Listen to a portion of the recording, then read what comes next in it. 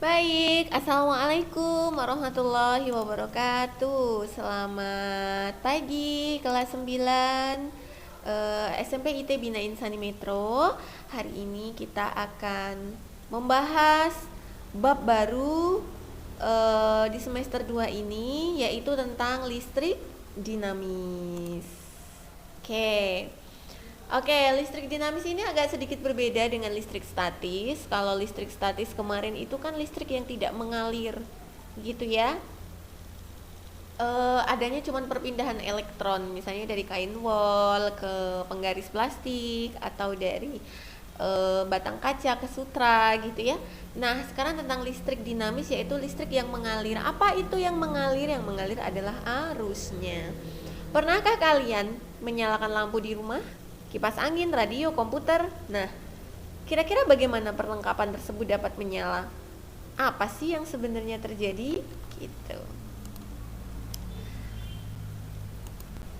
Oke, kalau seperti ini gimana? Ada air, terus ada 2 pipa. Airnya itu tuh ditaruh di satu pipa, tapi ada pipa penghubungnya di sini. Nah, kira-kira apa yang terjadi? Yang terjadi adalah air dari pipa yang A atau tabung yang A akan mengalir ke tabung yang B. Nah, apa yang bisa kita kaitkan dari peristiwa air dengan arus listrik?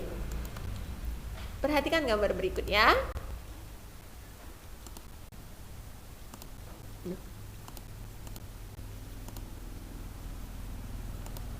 Oke. Air itu ada sumber airnya. Listrik juga ada sumber muatan listriknya. Air itu dapat mengalir. Listrik juga dapat mengalir jika mereka terhubung. Kalau air dapat mengalir dari tempat tinggi ke tempat yang rendah, kalau arus listrik itu mengalir dari potensial tinggi ke potensial rendah. Jika sumber air dapat habis jika dipakai, maka kalau muatan listrik dapat habis jika terpakai juga. Jadi ini adalah persamaan antara air dan listrik. Oke, perhatikan gambar berikut. Nah, ini adalah baterai. Baterai ini punya potensial atau kutub. Kutubnya positif dan kutub negatif. Baterai ini merupakan elemen kering yang disebut juga dengan sumber energi listrik. Nah, kutub positif ini adalah kutub yang memiliki potensial yang tinggi. Kutub negatif adalah kutub yang memiliki potensial yang rendah. Nah, batu baterai ini dihubungkan dengan kabel penghubung. Kemudian dihubungkan dengan saklar. Saklar itu yang untuk memutus dan menyambungkan arus, gitu ya. Kemudian ada lampu. Jadi, arus listrik itu tadi katanya kan arus listrik itu kan mengalir dari mana ke mana? Dari potensial tinggi ke potensial rendah.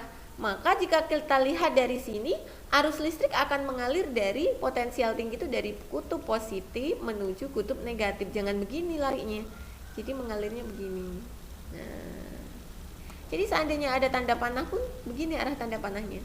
Karena dia mengalirnya dari potensial tinggi, yaitu yang dilambangkan kutub positif pada baterai, ke potensial rendah, gitu ya.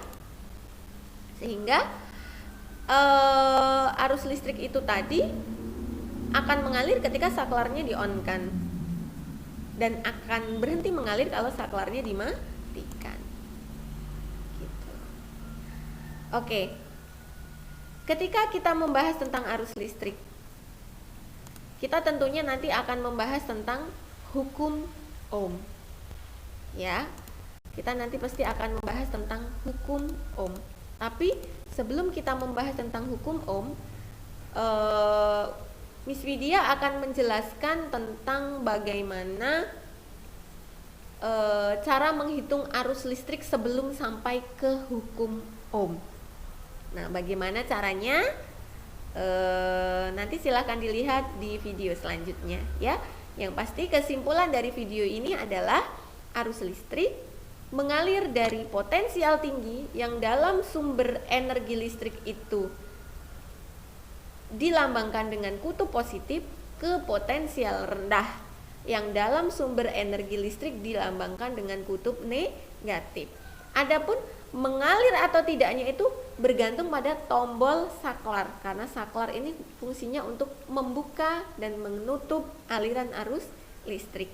Ketika arus listrik itu mengalir, maka lampu dapat menyala. Ketika arus listrik berhenti mengalir, maka lampu pun akan mati.